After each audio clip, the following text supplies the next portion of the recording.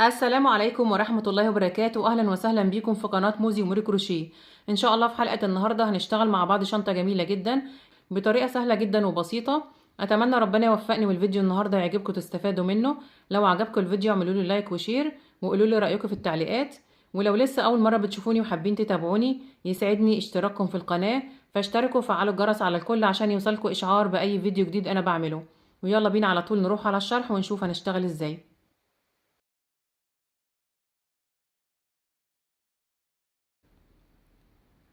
انا هشتغل بخيط مكرمية مصري متوسط السمك وابرة رقم 5 مليمتر.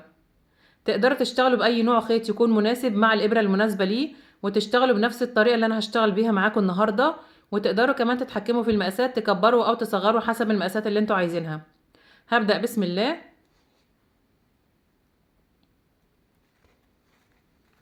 بسيب حوالي 20 سنتي من الخيط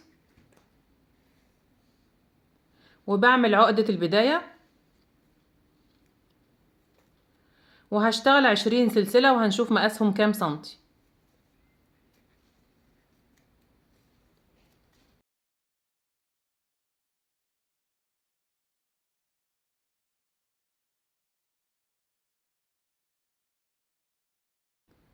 ال20 سلسلة مقاسهم 18 سنتي. بعد كده برتفع سلسلة وبحسبها ارتفاع لغرز الحشو اللي انا هشتغلها، وبسيبها وبرجع على ال20 سلسلة اللي قبلها وبشتغل غرز حشو. معايا لفة على الابرة، بسيب اخر سلسلة اللي هي الارتفاع وبدخل في اللي قبلها في منتصف حرف الفي تحت اللفة الخلفية، وباخد طرف الخيط بتاع البداية ال20 سنتي اللي انا سبتهم وهشتغل عليهم الجنب الاول عشان انضف خيط البداية اول باول. يبقى انا كده هشتغل تحت طرفين من الخيط، الحلقة الخلفية لسلسلة البداية وطرف الخيط بتاع البداية. بسحب الخيط، بقى معايا لفتين على الإبرة، بسحب وبطلع من اللفتين. دي طريقة غرزة الحشو. بحط علامة في أول غرزة عشان أعرف بداية السطر ونهايته، لأن هشتغل بشكل حلزوني داير ما يدور من غير ما أقفل بمنزلقة. بعد كده بكمل على كل السلاسل لحد ما أوصل لآخر سلسلة.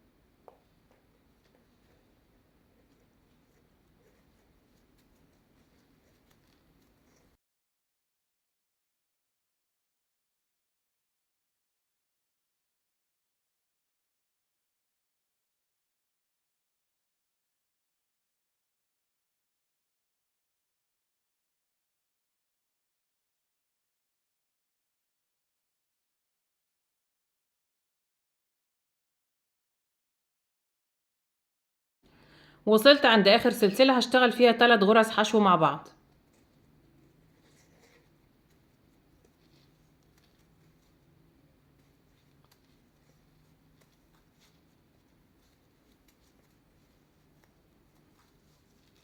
بعد كده بلف الشغل وبشتغل على الجنب التاني من سلسلة البداية قصاد كل غرزة غرزة واحدة، وبشتغل تحت حلقتين من الخيط تحت الحلقتين اللي انا سبتهم من سلسلة البداية. بدخل مع كل غرزة في نفس المكان وبشتغل معاها غرزة حشو.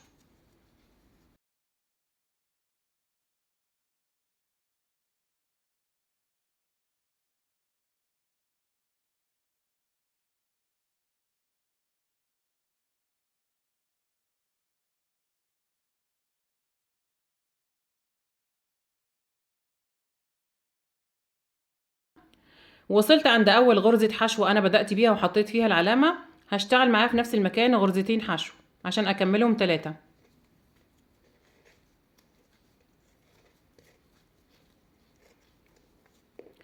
كده انا خلصت السطر الاول، اشتغلت 42 غرزة حشو، 3 في الدوران ده و3 في الدوران اللي انا ببدأ منه. اول غرزة اللي انا بدأت بيها وحطيت فيها العلامة ورجعت كملت معاها كمان غرزتين، ونضفت خيط البداية معايا. بسحبه كده بريحه تحت الغرز وبقص الجزء الزيادة ده.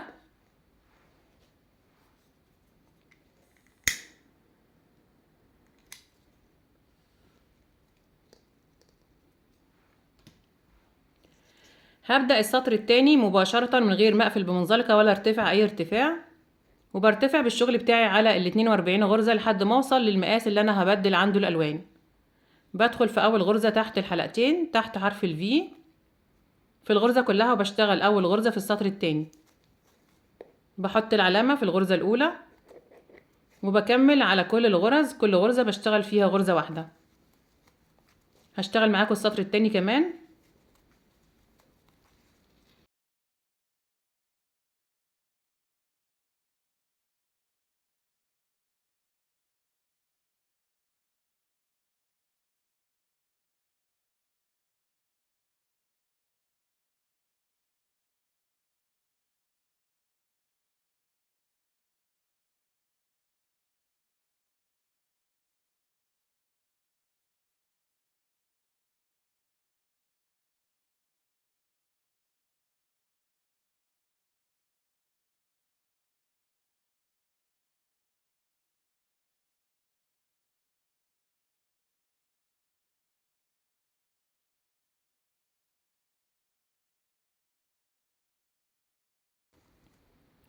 وصلت اخر السطر التاني، بقلب الشغل كده عشان اظبط القاعدة.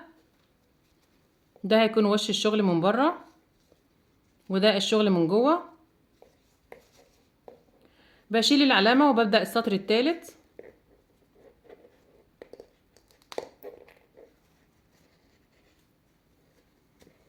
بشتغل اول غرزة وبحط فيها العلامة، وبرتفع بالشغل بتاعي على ال 42 غرزة بعدد من السطور من غير اي تناقص او تزايد على ال 42 غرزة لحد ما اوصل للطول المناسب اللي انا هبدل عنده الالوان، وارجع اقول لكم انا اشتغلت كام سطر ونشوف المقاسات كام سنتي. ارتفعت 7 سطور من غرز الحشو على ال 42 غرزة لحد ما وصلت لمقاس 7 سنتي. بقى الشكل كده.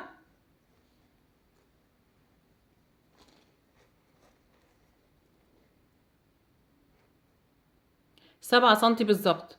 طبعا لو حابين تزودوا باللون الازرق حسب ما انتوا عايزين. هبدأ ابدل الالوان، نخلي بالنا. بجيب اللون الابيض وبسيب برضو مسافة من الخيط بمقاس عرض الشنطة في البداية، وبسحب الخيط الابيض من اول غرزة، بشيل العلامة وبسحبه من تحت حرف الفي،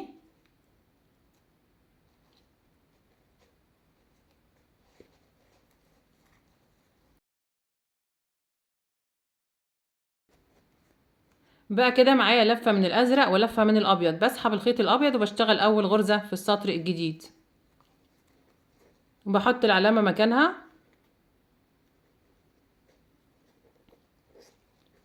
وهاخد طرف الخيط الازرق على الجنب ده وهشتغل عليه.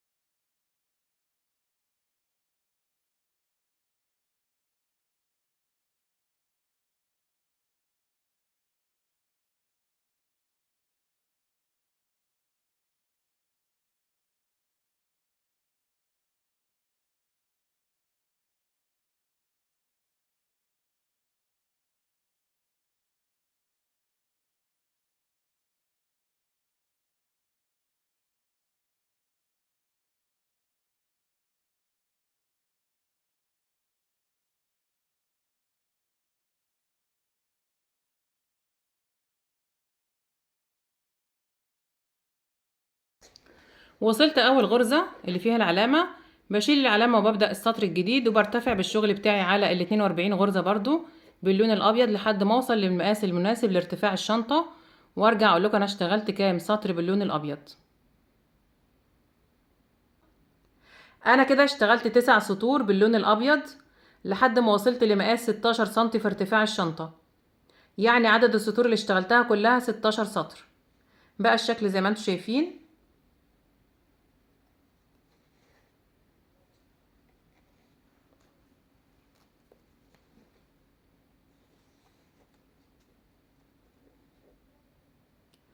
ارتفاع الشنطة 16 سنتي بالظبط. بعد كده هشتغل سطر من غرز المنزلقة على الفتحة بتاعة الشنطة كلها. بشيل العلامة من اول غرزة،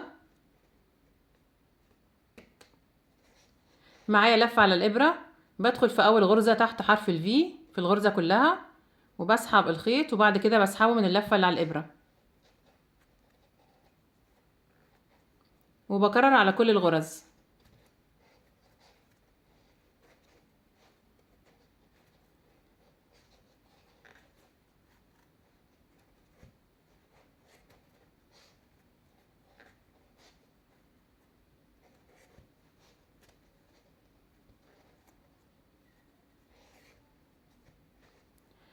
هكمل لحد ما اوصل لاخر السطر.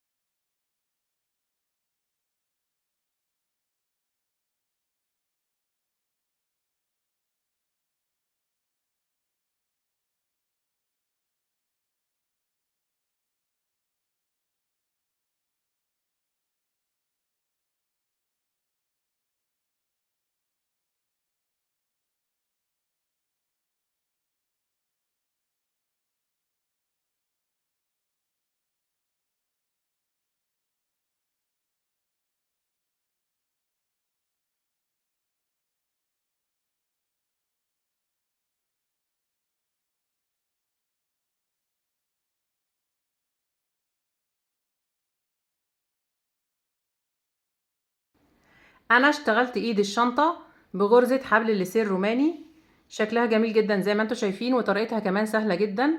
لو عايزين تعرفوا الطريقة بتاعتها هتبصوا قدامكم على الشاشة دلوقتي في علامة الاي، هتلاقوا مكتوب طريقة عمل ايد الشنطة، هتضغطوا عليها يدخلكم على طول على الفيديو بتاع طريقة عمل حبل الليسيه الروماني بكل تفاصيله. هتشتغلوها بالطول اللي انتوا عايزينه. انا اشتغلتها بمقاس متر يعني 100 سنتي، وسبت طرفين من الخيط وهخيطها في الشنطة بإبرة التنظيف.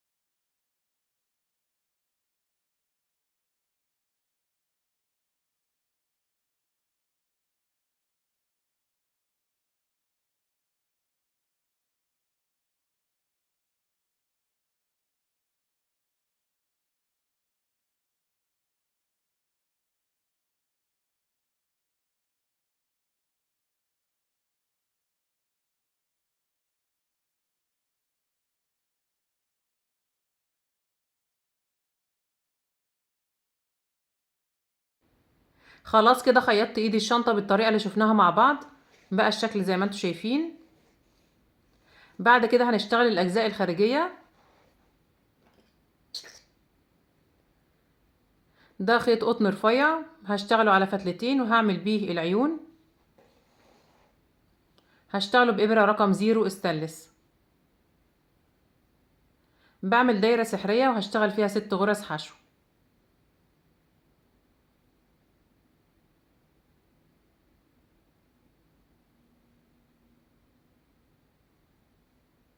برتفع سلسلة وبشتغل اول سطر 6 غرز حشو.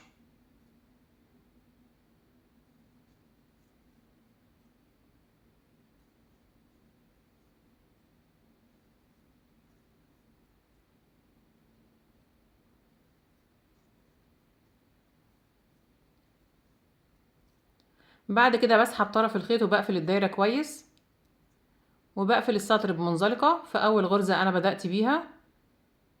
بدخل تحت حرف الفي وبسحب الخيط وبشتغل منزلقة.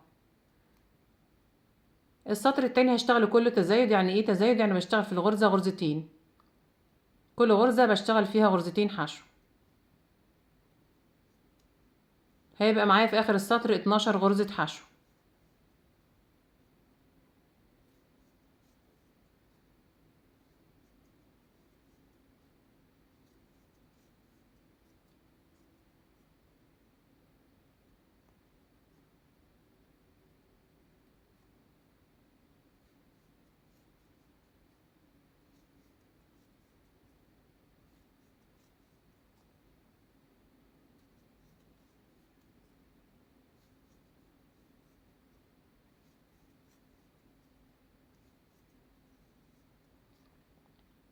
وصلت اخر السطر التاني بقفل بمنزلقة برضو تحت اول غرزة.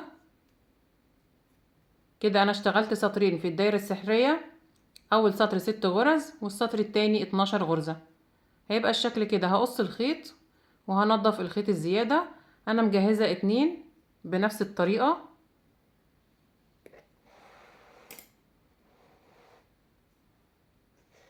هلزقهم بمسدس الشمع.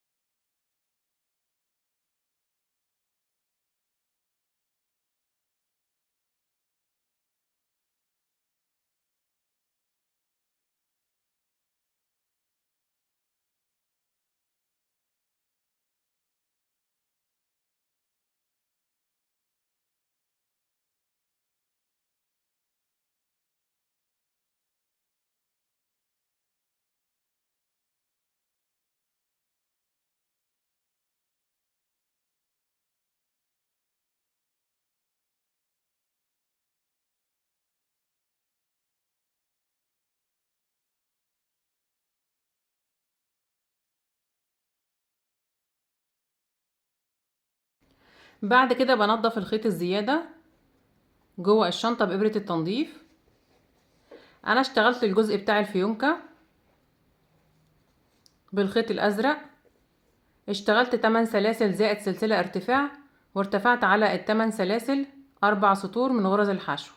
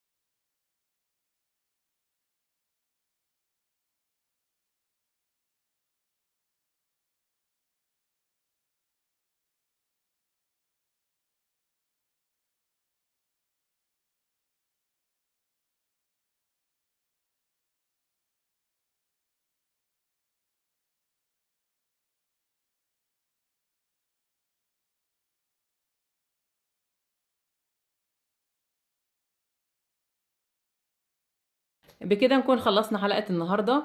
اتمنى يا رب يكون الفيديو عجبكم، تكونوا استفدتوا منه. لو عجبكم الفيديو اعملوا لي لايك وشير، وقولوا لي رأيكم في التعليقات. ولو لسه ما اشتركتوش في القناة اشتركوا وفعلوا الجرس على الكل عشان يوصلكوا اشعار بأي فيديو جديد انا بعمله. وان شاء الله نتقابل في فيديو جديد، وشكرا ليكم والسلام عليكم ورحمة الله وبركاته.